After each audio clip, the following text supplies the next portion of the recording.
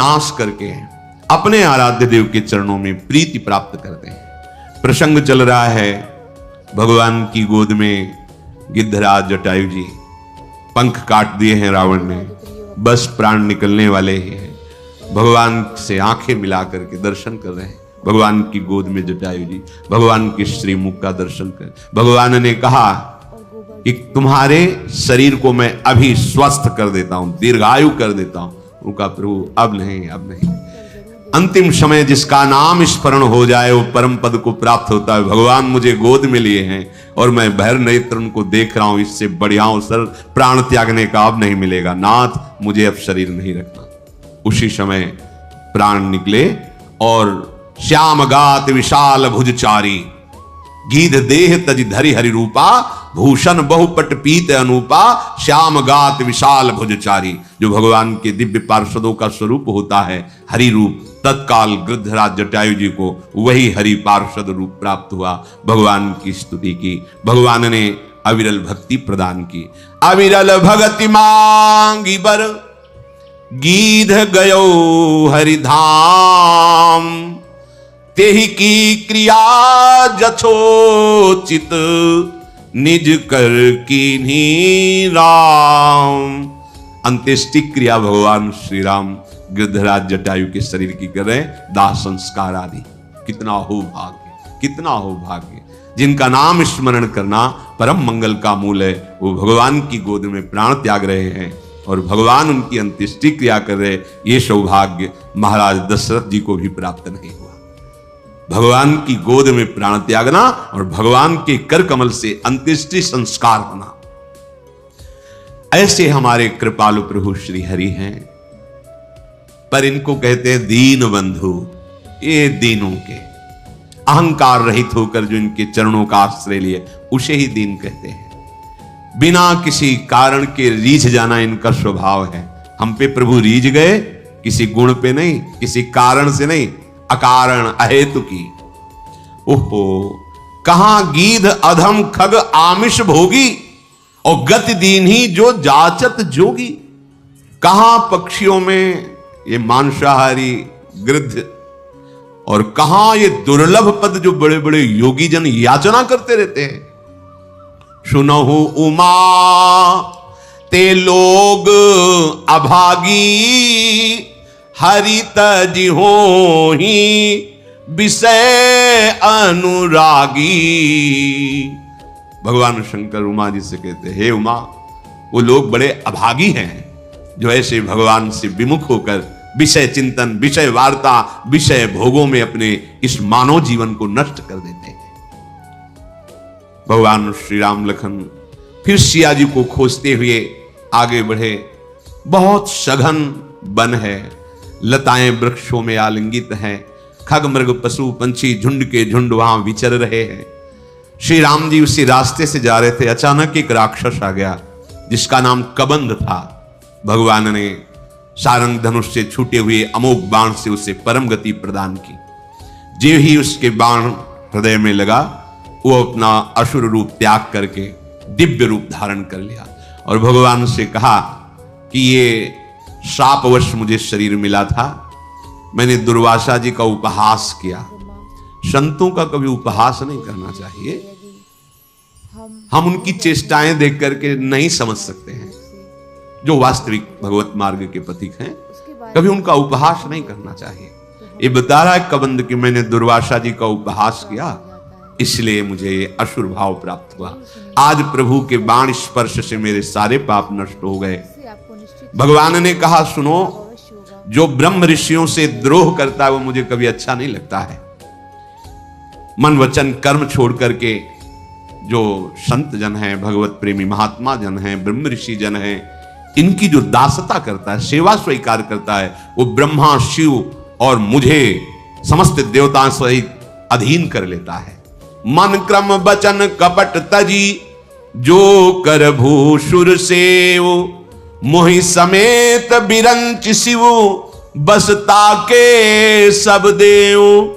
भगवान के प्रेमीजन, भक्तजन, ब्रह्म ऋषि जन, इनकी जो सेवा करता है, दासता स्वीकार करता है, तो भगवान कहते हैं मुझ समेत ब्रह्मा जी, शंकर जी और समस्त देवता उसके अधीन हो जाते हैं। भगवान ने अपने भागवत धर्म को उसको समझाया। भगवान के चरणों में उसने साष्टांग प्रणाम किया और भगवान की कृपा से अपने स्वरूप को प्राप्त हुआ। श्री भगवान इसके बाद आगे बढ़े तो ऋषियों से पूछते हैं, यहां कहीं सबरी माता का आश्रम है? हमने सुना है यहां कहीं सबरी जी रह रही। सबरी माता बड़ी महाभागवत। इनके प्रसंग को भक्तमाल जी में वर्णन किया कि ये जब ब्याह के योग्य हुई तो चूंकि सबर जाति से प्रकट हुई इसलिए इनको संबोधन में सबरी कहा गया। इनका ब्याह जब तय हुआ, ब्याह के उत्सव की तिथि आई तो सैकड़ों हजारों की संख्या में वन्य पशु लाए गए थे वध करने के लिए, क्योंकि स्वागत वन में रहने वाले इन लोग मांस का ही, खरगोश, हिरन, कुछ बड़े बड़े पक्षी आदि ऐसे सब बंधे हुए थे। सबरी जी ने पूछा घर वालों से कि ये इनका वध करके इनके मांस से स्वागत करेंगे बारातियों का। बहुत रोना आया सबरी जी को। मेरे ब्याह के कारण हजारों पशुओं की, पक्षियों की हत्या होगी, मतलब मैं इसका कारण बनूंगी। शाम हुई, जब रात्रि हुई तो उन सब पशुओं को मुक्त कर दिया, दुलार कर, जाओ, जीवन में मैं कभी ब्याह ही नहीं करूंगी। अगर मेरे ब्याह के समय इतने पशुओं की हत्या होगी, पक्षियों की, मैं जीवन में कभी ब्याह नहीं करूंगी। सब पशु पक्षियों को छोड़ दिया। जो ही उन पशु पक्षियों के बंधन काट रही थी वो रस्सियां, वो ऐसी कृपा दृष्टि से देख रहे थे मानो वो कह रहे थे, तुम मेरा बंधन काट दिया तो जाओ, मैं तुम्हारा बंधन मुक्त करने के लिए भगवान से प्रार्थना करता हूं कि अब तुम्हें कोई कर्म बंधन, जन्म मृत्यु का बंधन न प्राप्त हो। इसलिए कई बार प्रश्न उत्तरों में कहा है कि अगर आप किसी की भी हित की बात कर दोगे, सेवा कर दोगे, तो भगवान प्राप्ति का मार्ग वो प्रकाशित कर दे, क्योंकि सबके हृदय में भगवान बैठे हुए हैं। तुमने हमारी रक्षा की, भगवान तुम्हारी सदा रक्षा करें, तुम्हारे कर्म बंधन कट जाएं, क्योंकि हमारे बंधन काट दिए। सबरी जी के हृदय में पशु पक्षियों को छोड़ने के बाद एक वैराग्य हुआ कि अगर मैं घर में रहूंगी तो फिर ब्याह की व्यवस्था यही सब करेंगे, भाग चलूं। रात्रि में ही भाग पड़े। देखो, भगवान को भक्ति प्रिय है। ये जिन लोगों का मानना है कि पुरुष ही भगवान को प्राप्त कर सकता है या अमुक कुल का, ये सब भगवान के वचन है। पुरुष नपुंसक नारी वा, जीव चराचर कोई, सर्व भाव भज कपट तज मोहि परम प्रिय सोई। वो परम प्रिय है भगवान को। शबरी का महान पुण्य उदय हो गया, भाग निकली। बड़ा भाग्यशाली वही है जो संसार से भाग पड़े भगवान की तरफ, और बड़ा अभागी वो है जो अभी भगवान शिव ने उमा से कहा, सुनो उमाते लोग अभागी। वो कौन? जो हरितज होए विषय, जो भगवान के मार्ग को मिलने पर भी भगवान का मार्ग छोड़कर विषय की तरफ जाते हैं। धिक्कार है उनके जीवन को। सबरी जी विचार किया किसी भी गांव में जाएंगी तो पकड़ी जाएंगी और ये लीला फिर होगी, इसलिए वन में चलती हैं। और एकांत वन में रहने का अभ्यास था ही, तो वन में रहती नाम सबरी कहत सब, चाहत टहल साधु तन न्यूनताई है। रजनी के शेष ऋषि आश्रम प्रवेश करी, लकरीन बोझ धरी आवे मन भाई है। निहाई बे को मगझारी कांकरनी बीनी डारी, बेगी उठी जाई ने को देत ना लखाई है। उठत सवारे कहे कौन धो बुहारी गयो, भयो ही सोच को बड़ो सुखदाई है। सबरी जी भागकर इसी वन में आए।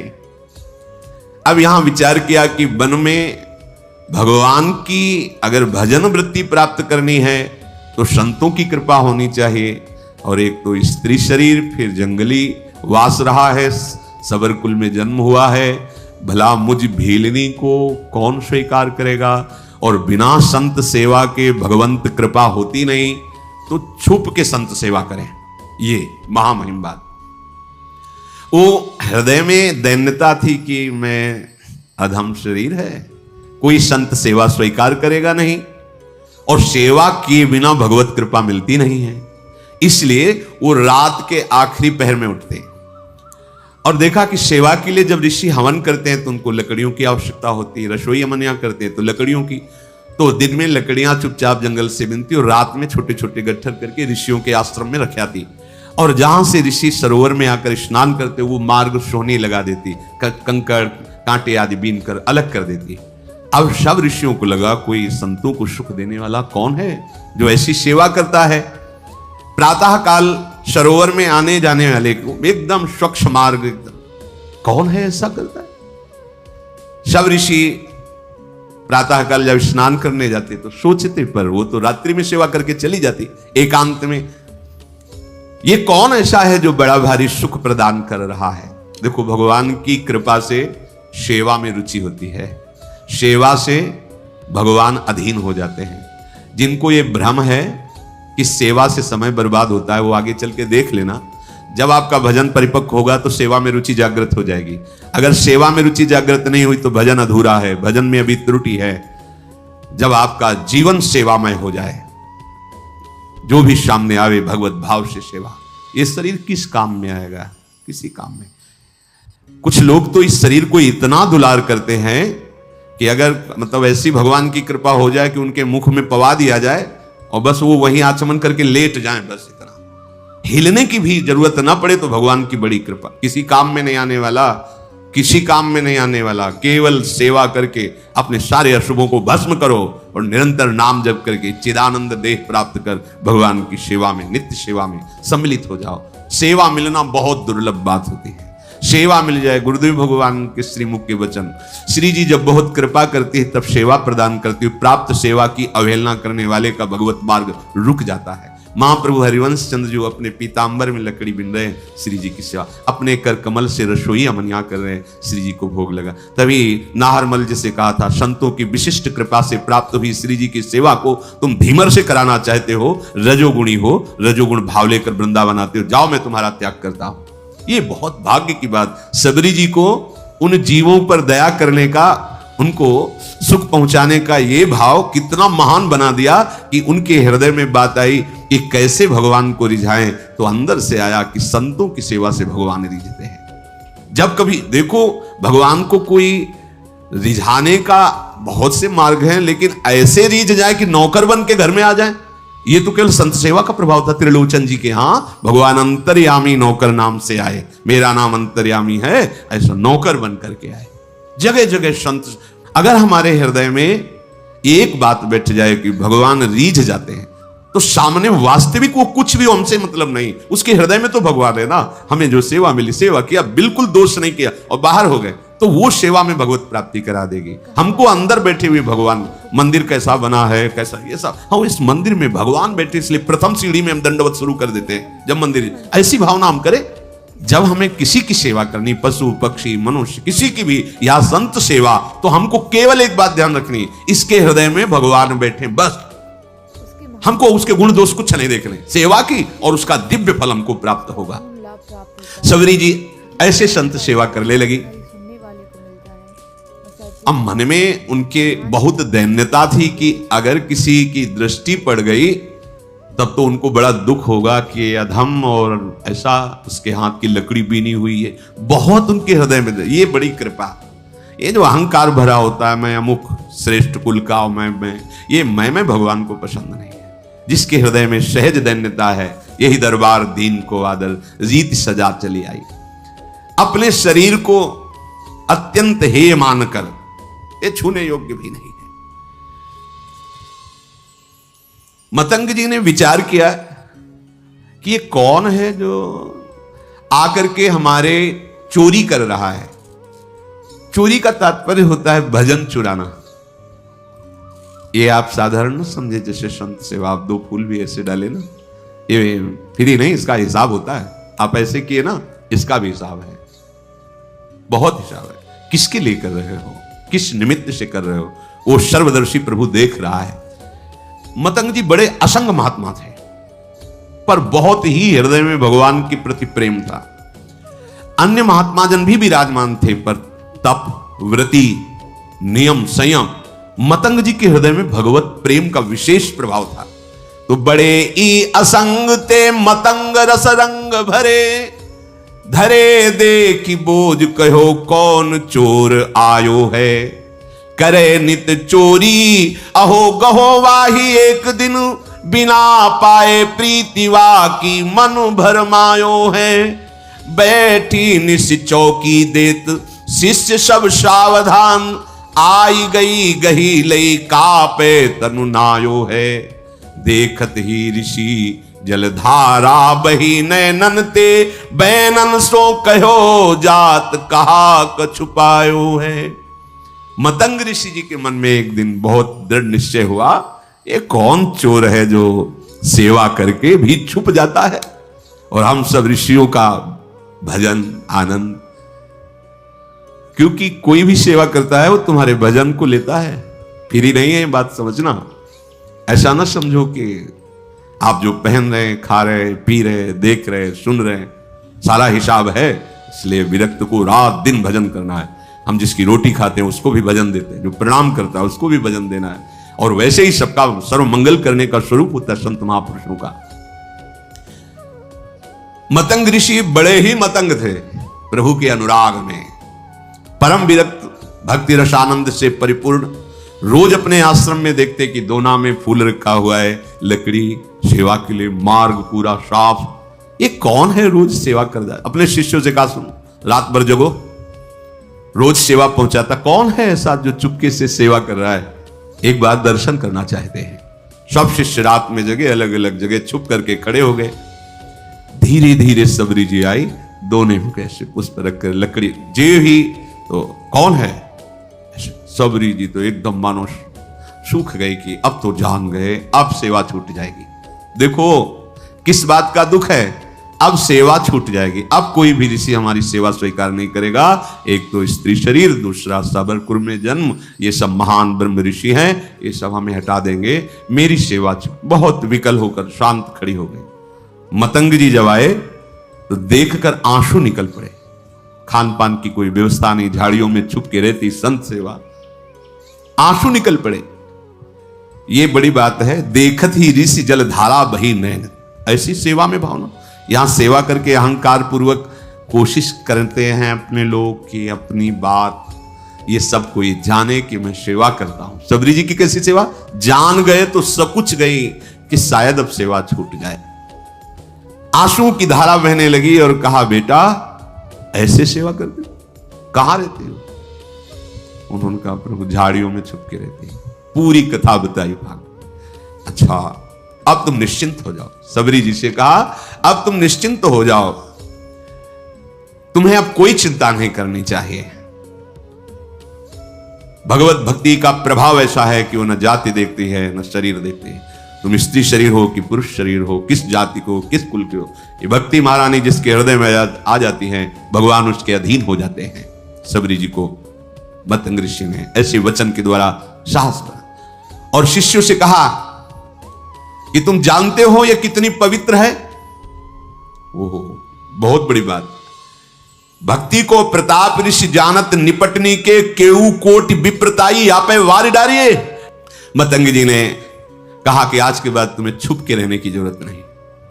आश्रम में ही एक पर्ण कुटी सबरी, इसमें तुम विराजमान हो। और कहा कि आज तुम्हें हम मंत्र दीक्षा और नाम दीक्षा दोनों प्रदान करेंगे। मांगा नहीं, सच्चे शिष्य को मांगने की जरूरत नहीं होती, अपने आप गुरु विधान कर देते हैं।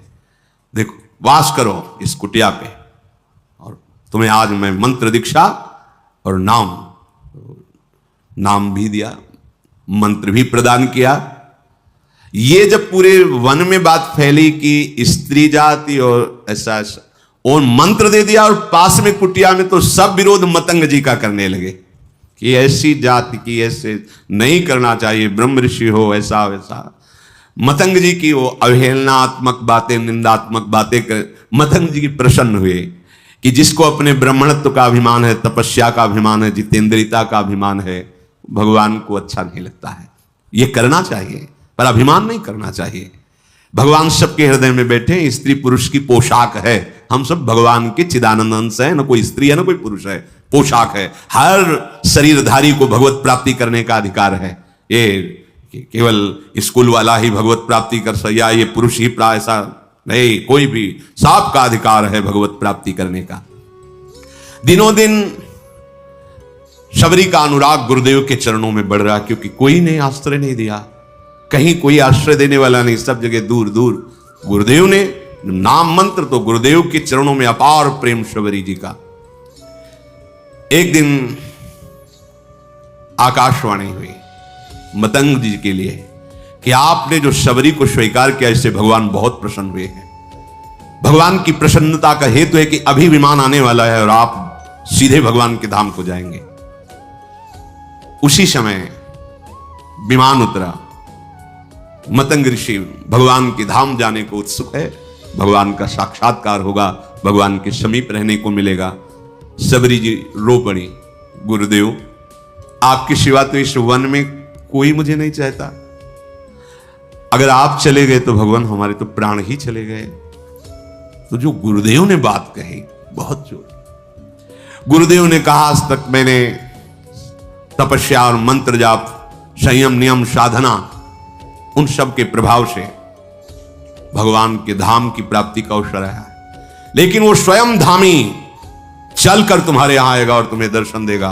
तुम चिंता मत करो बेटा, हम तो जा रहे हैं चलकर भगवान के धाम, लेकिन स्वयं धामी आएगा और यहां तुम्हें दर्शन देगा, निश्चिंत होकर के रहो।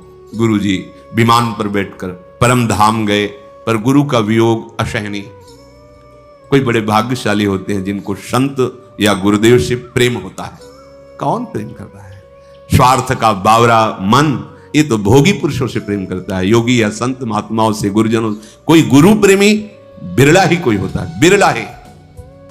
गुरु को वियोग हिए दारुन ले शोक दियो, जियो नहीं जात तो राम आस लागी है। ऐसा गुरुदेव का वियोग कि अब जिया नहीं जा रहा। पर शबरी प्राण इसलिए नहीं त्याग रही कि गुरुदेव ने कहा है भगवान स्वयं आएंगे और दर्शन देंगे, बस इस आशा से जीवन रख रहे हैं। अब इतनी शिथिलता थी कि जो नित्य सेवा वो छोड़ नहीं सकती थी। वियोग में शिथिलता के कारण जब ऋषि स्नान करने जा रहे थे, उसी समय वो सोहनी लगा रही थी। तो जो ऋषि स्नान करने जा रहे थे, कोई सोहनी से छिटक कर कंकड़ उनके चरणों में छू गया होगा, बहुत डांट। वैसे ही गुरु वियोग से दुखी थी, और ये बहुत बड़ा अपराध है, ये लोग जानते रहे जो अहंकार में होते हैं, मैं तपस्वी हूं, मैं इस कुल का हूं, मैं उस कुल का। अरे सब मायाकृत है। सच्चिदानंद प्रभु की भक्ति जो कर रहा है, उसकी चरण रज लो, चरणामृत लो। भगवान के अनुरागी जनों के प्रति ऐसा अनुराग, ऐसी भक्ति, ये बहुत धोखा हो जाता है, बहुत धोखा हो जाता है। ये ऐसा भारी अपराध है कि सिर्फ भक्त से ही क्षमा हो सकता है, भगवान भी क्षमा नहीं कर सकते। अब वो पुनः स्नान करने जे भी गए तो उसमें कीड़े पड़ गए सरोवर के जल में। शबरी जी को इतना धिक्कारा, तुझे दिखाई नहीं दे रहा, मैं आ रहा हूं, मुझे तेरे झाड़ू से कंकड़ छू गया। शबरी जी तो भाग पड़ी, एकांत में जाकर रोने लगी। वैसे ही गुरु वियोग से दुखी थी, इसीलिए विलंब हो गया था, नहीं तो रात में ही वो सोनी लगाती थी। शबरी जी के हृदय को भारी दुख कि जो हमें वचनों के द्वारा समझाते थे, जो हमें चरणों का आश्रय, वो तो अंतर ध्यान अब यही है। ये महात्माओं को दुख पहुंचा, क्या करूं, गुरु ने आज्ञा की, नहीं तो अभी शरीर को छोड़ देती। वो बहुत, ये दुख भारी अपराध हो गया। जलसो रुधिर भयो नाना क्रम भरी गयो, नयो पायो सोच तो हूं जाने ना अभागी है। उनको क्या कहा? अभागी। तो रुधिरवत रक्तवत हो गया जल, और कीड़े, दुर्गंध आने लगी जल से तत्काल। तो उन्होंने मन में सोचा कि शबरी के कंकण स्पर्श का प्रभाव देखो कितना, तो उसका प्रभाव कि जल भी अपवित्र हो गया। जब बुद्धि उल्टी होती ना, तो उल्टा ही चिंतन होता है। हृदय में शबरी जी गुरुदेव प्रदत्त नाम का मंत्र का जप कर रहे हैं। रोज तड़के उठकर मार्ग बुहारना, और रोज पुष्प की पंखुड़ियां ऐसे पावड़े बिछाना, सुंदर निर्मल जल भर के रखना, और सुंदर फल रखना कि गुरुदेव ने कहा भगवान आएंगे, पक्का भगवान आएंगे। लावे बन बेर लागी राम की अवसेर भल, चाखे धरी राखे फिर मीठे उन जोग है, मार्गु में जाई रहे लोचन बिछाई कभू, आवे रघुराई दृग पावे निज भोग है। ऐसे ही बहुत दिन बीते मग जोहत, हाँ आई गए औचक सो मिटे सब सोग हैं, ए पे तनु नूनताई आई सुधि छिपी जाए, पूछे आप सबरी कहां ठाढ़े सब लोग हैं। रात दिन गुरुदेव प्रदत्त नाम मंत्र का चिंतन, गुरुदेव ने कहा है भगवान आएंगे, इसका दृढ़ विश्वास। अब क्या भगवान के स्वागत में तो जंगल में यही है फल। तो सुंदर सुंदर बेर के जो वृक्ष थे उनसे ऐसे बेर लेती, पहले चखती, चखने के बाद वहां मीठे है तो उस बेर तो झूठे तो हो ही गए ना। चखने के बाद हाथ थोड़ी प्रक्षालन, जंगल है ये थोड़ी क्या कहा कि हाथ में कमंडल धोना। ऐसा नहीं कि खा खा के बेर रखती थी, उस वृक्ष के मीठे है कि मेरे प्रभु को खट्टे ना लगे तो ऐसे देखा, हाँ मीठे फेंक दिए, और नए फल लेकर के उनको ऐसे रखते। इसीलिए कहा गया है कि जूठे बेर। वैसे भी शास्त्रीय पद्धति में सबसे पहले भगवान को भोग लगा, और प्रेम पद्धति में सबसे पहले अपने को पाना है। जो हम भोग लगाएं पहले उसको एक दोने में अलग करके निकाला और चखा, हाँ दाल ठीक है, हाँ ठीक, रोटी सब्जी वो देख लिया सब, खीर में हाँ चीनी ठीक, ये ठीक है, हाथ धोया, आचमन किया, फिर वो अपनी श्री जी को भोग लगाया। पहले हमें देखना है हम जो फल लगा रहे हैं, भोग जो वस्तु लगा रहे हैं, हमारी श्री जी की योग्य है कि नहीं है। ये हमारी उपासना प्रेम की, और सिद्धांत की उपासना पहले प्रभु को भोग लगा। आप पहले पालिए तो भोग लगाने लायक नहीं, लेकिन ये प्रेम है, उल्टा मार्ग है। यहां ये ज्ञान हमें नहीं था। ऐसा हो ही नहीं सकता कि प्रभु के लिए थाल सजा रहे पहले उससे ले, ऐसा कैसे? कोई पूछता तो उत्तर नहीं। ये तो इसी प्रेम नगरी का एक है, जिसके भी हृदय में जहां भी प्रेम, ये प्रेम का प्रभाव और स्वभाव है। मानसी गंगा में दंडोती परिक्रमा जब गुरुदेव के साथ लग रही थी गिरिराज महाराज की, तो मानसी गंगा में तो वहां एक सहतूत बेच रहा था, सहतूत तो श्री जी को भोग लगाने के लिए प्रक्षालन किया, बीन बीन के सही रखे। महाराज जी ने कहा थोड़े लो और पाओ, बताओ कैसे। हमको महाराज जी पहले श्री जी को भोग, बोले हमारे यहाँ पहले श्री जी नहीं, पहले तुम पा के बताओ कैसे, खट्टे अधिक खट्टे तो नहीं। वो देख लो महाराज, बोले जब हम कह रहे थे तुम पावला, हिम्मत नहीं पड़ती थी श्री जी के पवा के बिना के पाया, कहा मीठे। बोले जब हाथ धो आचमन करो, अब भोग लगाओ। उस दिन से समझ में आया कि हमारी लाडली जी को पहले हम चखेंगे, फिर भोग लगाएंगे कि वो ठीक है कि नहीं है, बहुत अधिक नमक तो नहीं हो गया था सब्जी दाल में, इसमें कैसा है ये हम देखेंगे, तब हमारी लाडली जी पाएंगे। ये प्रेम का। तो शबरी जी भी ऐसे, ये बेर पेड़ का कहीं खट्टा तो नहीं है, बाकट तो नहीं है, तो उससे पहले चखती और फिर वो बेर दोने में लेके फिर प्रभु के रोज बस पावड़े बिछाए, फल रखे और बैठ गई। सुबह से शाम प्रभु आएंगे। गुरुदेव ने कहा प्रभु बहुत दिन बीत गए पर अश्रद्धा नहीं हुई गुरु वाक्य पे, ये बहुत बड़ी बात है। उपासक अपने गुरु वचनों पर बहुत समय तक टिका रहे और उसका लाभ ना दिखाई दे, फिर भी टिका रहे, ये बहुत बड़ी बात होती है। नहीं तो महीना 2 महीना, साल 2 साल में मन उब जाता कि हो सकता है गुरुदेव ने हमको फुसलाने के लिए कह दिया हो कि आएंगे भगवान तुम्हें सासा। नहीं, गुरुदेव ने कहा प्रभु आएंगे। मार्ग में जाए रहे लोचन बिछाए, नेत्र लगाए। गुरुदेव ने कहा है भगवान ऐसे ही बहुत दिन बीते मग जोहत, तो आ गए औचक सो मिटे सब शोक। दूर से देखो भगवान आ रहे हैं, छुप गई। अभी तक तो इंतजार कर रही थी, जब देखा भगवान आ रहे तो छुप गई। मैं नीच अधम उनके सामने कैसे जाऊंगी, कैसे उनकी सेवा करूंगी। जो ऋषि कुछ दैन्य थे जिनको सबरी जी की भक्ति प्रिय लगती थी, उनसे भगवान पूछ लिए कि सबरी माता का आश्रम कहां है, कहां है सबरी माता। इतना पूछ के निहाल कर दिया, गए किसी के आश्रम नहीं। और जिनको अहंकार था तो वो सोच रहे थे, सुना तो था ही भगवान वनवास में आ रहे, तो उनको था कि भगवान आएंगे, हमारी दंडवत करेंगे, फिर आसन में हम उनको बैठाल कर स्तुति संस्कृत से करेंगे। वो बैठे ही रहे घर में। भगवान तो अहंकार अगर किसी साधना का, तपस्या का, ये ठीक नहीं है। देखो अगर कोई ऐसा समझे कि भगवान को हम अमुक अमुक क्रियाओं द्वारा, अनुष्ठान द्वारा, उसमें प्रधान होता है आपका भाव, और जब भाव दैन्य आएगा तो प्रभु रीझ जाएंगे। अच्छा है क्या तुम्हारे पास, क्या है? प्रभु का ही तो दिया हुआ है, काहे को अहंकार करते हो? प्रभु ने कृपा करी, वो तुम्हें शतमार्ग के लायक बनाया है, वही तुम्हारी इंद्रियों को अधीन किए हुए हैं, वही तुम्हें बल दे रहे हैं, वही तुम्हें व्यवस्था दे रहे हैं, जो सेवा कर रहे हो, तो तुम अहंकार क्यों? अपने बड़भागी बनने का भाव लाओ कि हमें तो अहोभाग्य प्रभु ने स्वीकार करके बड़भागी बना दिया, संत सेवा दे दी, धाम आने को, सत्संग सुनने को, भजन करने को, ये जो मुझे प्रेरणा मिली, अहोभाग्य हमारे भगवान ने मुझे स्वीकार। अहंकार क्यों करे? देखो रह रहे हैं, इतना कष्ट सह रहे हैं, पर अहंकार। भगवान नहीं गए किसी के यहां। प्रेमणा वशिष्ठ मुच्छिष्टम भुक्त्वा फल चतुष्टयम कृता रामेण भक्तानाम सबरी कबरी मणि।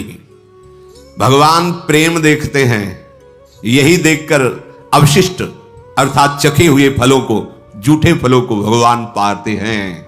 ये बड़ा प्रमाण सहित इसमें दिया है कि फलमूलम समादाय परीक्षे परिभक्ष पश्चान निवेदयामास राघवाय महात्मने। चख करके उसकी परीक्षा करके फिर दोने पे रखती थी, और राघव अर्थात भगवान श्री राम बड़े स्वाद बखान करके सबरी के वो जूठे फल खाए।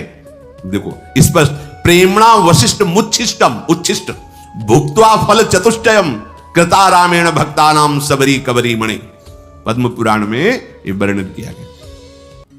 भगवान पूछ लेते सबरी मां किधर है, कहां विराजमान है, वो अपने को निहाल मानते, जिनसे भगवान पूछ लेते। पथिकन ते पूछत सप्रेम प्रभु पेखी पेखी सबरी हमारी प्यारी बसे के ही ठोर है। कहां है सबरी, किधर है सबरी रहती है? ऋषि प्रभु यही मार्ग है, ये जो पावड़े बिछे सबरी जी ने बिछा, आगे जो मतंग ऋषि का आश्रम वहां सबरी जी विराजते। तो भगवान कहते कौन घरी ए है जामे नयनन निहारी हो में खे हो फल सुधा स्वाद सरिस अथोर है। रघुराज जय छिन बिलोकिना बिलोचन सो बीतत पलक सम कल्प करोर है। जैसे सबरी जी के लिए एक पल समय करोड़ों कल्प के समान व्यतीत हो रहा है, ऐसे राम जी के लिए किधर है? मैं अपने कब भर नेत्र सबरी जी के दर्शन करूं? उधर सबरी जी जो सो वही भगवान सो। पूछी पूछी आए तहां सबरी स्थान जहां कहां वो भागवती देखो दृग प्यासे हैं। मतंग ऋषि के आश्रम में आए और जो शिष्य जन खड़े थे, कहां है सबरी जी, कहां भाग्यवान सबरी जी, मेरे नेत्र तरस रहे उनके दर्शन के लिए। सबरी जी ने जब ये वचन सुने तो जो हृदय में संकोच था दूर हुआ, आके साष्टांग दंडवत सबरी जी ने की। आई गई आश्रम में जान के पधारे आप दूर ही ते साष्टांग करी चख भासे हैं। रव की उठाए लई बिथा तन दूर गई नई नीर झरी नैन परे प्रेम पासे हैं। बैठे सुख पाई फल खाई के सराहें, अंगूर नहीं है बेर है। बैठे सुख पाई फल खाई के सराहें वे कहो कहा कहो मेरे मग दुख नासे हैं। कहां है सबरी जी? मेरे नेत्र उनके दर्शन के लिए प्यासे हैं। जब सबरी जी ने सुना अब नहीं रुक पाई, बाहर निकली दूर से, हे शरणागत वत्स। दूर से देखा प्रभु साष्टांग सबरी प्रणाम कर रहे, दौड़ पड़े। रघुनाथ जी ने जैसे माता को हृदय से लगाया जाता है, ऐसे सबरी मां को अपने नेत्रों से अश्रु से सबरी को, हमारे भगवान का स्वभाव जो जान गया, तो भगवान शिव कहते हैं उमा राम स्वभाव जही जाना ताई भजन तज भावना। करुणा समुद्र है ये, आप खुद भजन करोगे तब आपको पता चले। आपका हृदय जब थोड़ा सा भी प्रभु से अपनापन करेगा तो आप खुद समझ पाओगे प्रभु के सिवा कोई ऐसा प्यार करने वाला त्रिभुवन में नहीं है। भगवान ने सबरी जी का हाथ पकड़कर अपने समीप बैठा ला। ये प्यार, वो ऋषि कंकड़ छू गया तो कितना कड़ुआ बोल रहे हैं, नीच ये ऐसा। भगवान हृदय से लगाकर आंसुओं से अभिषिक्त करके अपने समीप सबरी जी को बैठा ला। सबरी जी को स्मरण आया कि जो प्रातः ही फल रखे थे प्रभु के लिए, दौड़ के गई फल लाई। भगवान वाह, मेरा वनवास का सारा कष्ट दूर हो गया तुम्हारे फल पाके। बड़ाई कर रहे भगवान ने कभी 56 भोग की बड़ाई नहीं की, कहीं भी ऐसा नहीं। देखो सुदामा जी के जब तंदुल पा रहे हैं ना तो रोमांच हो रहा है भगवान को। तंदुल चावल नहीं, चावल को पछोरने से जो टुकड़े निकलते हैं, कोई उधार भी नहीं देता था।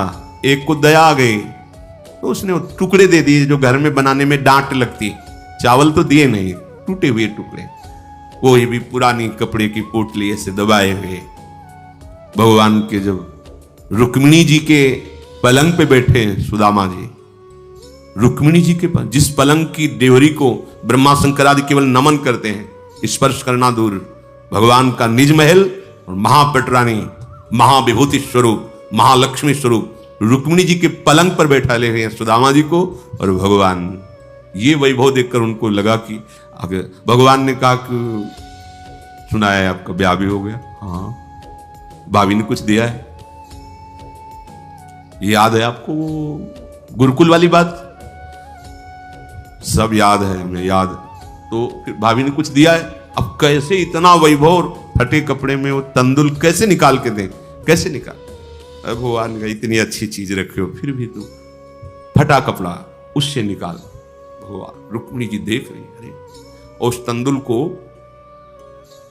भगवान के रोमांच हो रहा पाते हैं।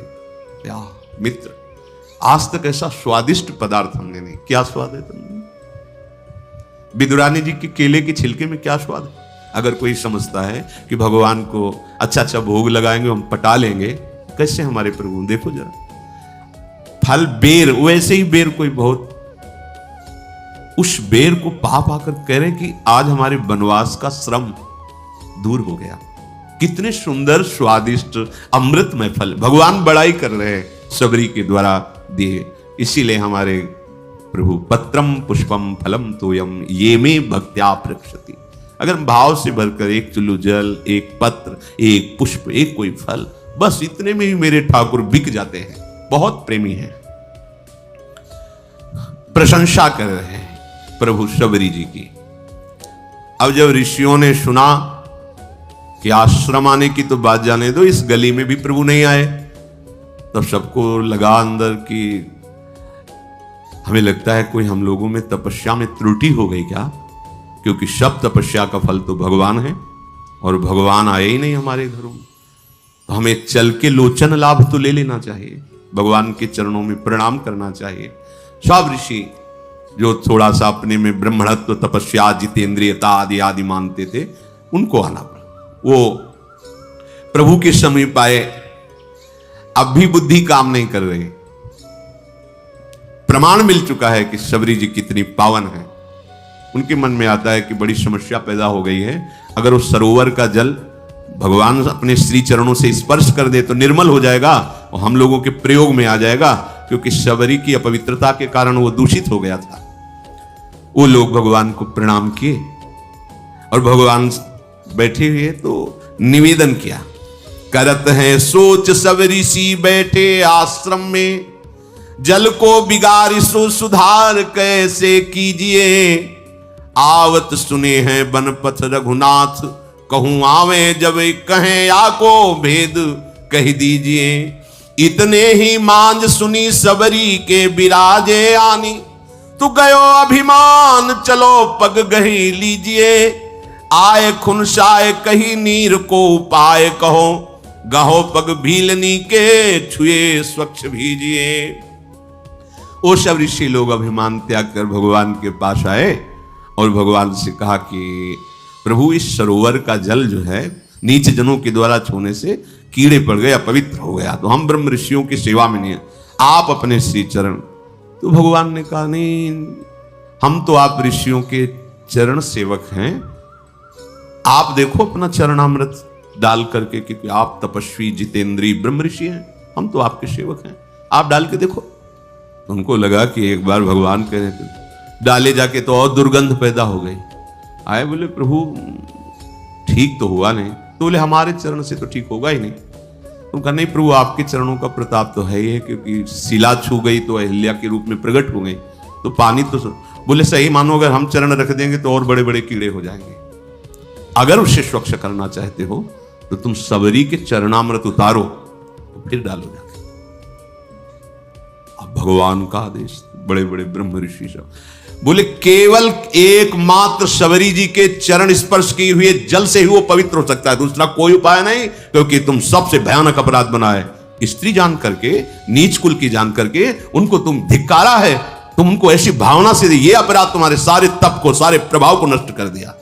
अगर तुम कहीं अपने जीवन को कृतकृत्य करना चाहते हो, सरोवर के जल और हृदय को स्वच्छ करना चाहते हो, तो सबरी जी का चरणामृत ही काम करेगा, दूसरा कुछ नहीं।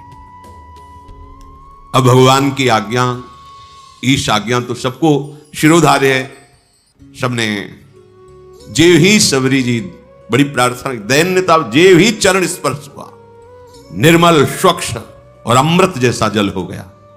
तब भगवान ने सबरी जी की स्तुति की, जो नौधा भक्ति पीछे गाई गई थी, वो भगवान सबरी जी को नहीं सुना रहे, उन्हीं ऋषियों को बता रहे कि ये पूरी की पूरी भक्ति हमारी माता सबरी जी में विराजमान है। जाति पाति कुल धर्म बड़ाई धन वैभव कुटुंब गुण चतुरता, मैं इन सबसे नहीं रीझता।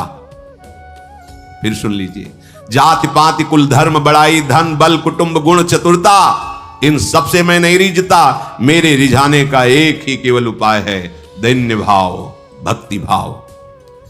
मैं तुम्हें सावधान होकर सुनाता हूं, 9 प्रकार की भक्ति है। पहली भक्ति है संतों का संग करना, दूसरी भक्ति है मेरी लीला कथा प्रसंग सुनने में रुचि होना, तीसरी भक्ति है अभिमान रहित होकर गुरु के चरण कमलों की सेवा करना, चौथी भक्ति है कपट का त्याग करके मेरे गुणों का गान करना, मेरे मंत्र का जाप और दृढ़ विश्वास मुझ पर हो जाना, ये 5वीं भक्ति है। छठी भक्ति है इंद्रियों का निग्रह, अच्छा स्वभाव, अच्छा चरित्र, बहुत प्रपंचिक कार्यों से वैराग्य और निरंतर संत समागम, साधु पुरुषों द्वारा बताए हुए आचरण करना। 7वीं भक्ति है जगत भर में भगवत भाव रखना, सब में प्रभु विराजमान है और संतों को मुझसे भी अधिक करके मानना। 8वीं भक्ति है जो मिल जाए उसी में संतोष करना, स्वप्न में भी कभी पराये दोष दर्शन ना करना। 9वीं भक्ति है सबके साथ सरलता का कपट रहित बर्ताव करना, हृदय में मेरा दृढ़ भरोसा रखना, हर्ष और दैन्य का ना होना। दैन्य मैं बहुत गरीब हूं, ये नहीं, ये दैन्यता भागवतिक दैन्यता है। लेकिन भक्त कभी गरीब नहीं होता, उसके पास परम धन भगवान का नाम होता है। विषयों की अभाव की दरिद्रता वाली दैन्यता भक्त में नहीं होती। इन 9 में से एक भी भक्ति, चाहे वो स्त्री हो चाहे पुरुष हो, कोई भी हो, वो मुझे अत्यंत प्रिय है कि हे सबरी जी, आप में तो 9 भक्ति विराजमान है, जो गति योगियों के लिए भी दुर्लभ है। आज मेरे सामने ही तुम्हें वो दुर्लभ गति प्राप्त होगी। मेरे दर्शन का फल है जीव अपने ब्रह्म स्वरूप को प्राप्त हो जाता है। मम दर्शन फल परम अनुपा, जीव पाओ निज सहज स्वरूपा। फिर कहा कि सबरी जी आप यहां विराजमान, कहीं जानकी जी को यहां से जाते हुए ऊपर से कोई तुम्हें ऐसा कुछ खबर है क्या? सबरी जी ने कहा प्रभु, पास में एक पंपा नामक सरोवर है, वहीं सुग्रीव हैं, आप वहां जब जाएंगे तो उनसे मित्रता कीजिएगा, वो सब आपको सूचना दे देंगे। हे नाथ, आप कुछ देर रुको। और सबरी ने एकदम एकाग्रता की और उनके शरीर में योगाग्नि प्रकट हो गई। भगवान के सामने ही पांच भौतिक शरीर का लय करके भगवत धाम को गई। जातिहीन अग जन्म मही, मुक्त कीन असनारी, महामंद मन सुख चाहसी, ऐसे प्रभु ही विसारी। देखो, स्त्री शरीर है, लोक में अधम कुल है, फिर भी भगवान की भक्ति से ऐसी दुर्लभ गति प्राप्त हुई जो योगी जन वांछना करते हैं, आकांक्षा करते हैं। ऐ दुर्बुद्धि मन, तू ऐसे प्रभु का भजन छोड़ करके और किसी विधान से सुख चाहता है, अर्थात तुझे कभी सुख नहीं मिल सकता। अगर भजन करोगे, नाम जप करोगे, भगवान के चरित्र सुनोगे, आचरण पवित्र रखोगे, तो माना कि दुख का, विपत्ति का प्रभाव आएगा, पर तुम्हें परास्त नहीं कर पाएगा। परम सुख की प्राप्ति अंत समय तक निश्चित हो जाएगी। इसलिए जैसे बने, मन लगे ना लगे, भाव बने ना बने, सत्य है असत्य है, तुम सब छोड़ो, एक बार कहा मान लो और प्रभु का नाम निरंतर जपने की चेष्टा करो, तुम सुखी हो जाओगे। श्री राधा वल्लभ लाल की जय।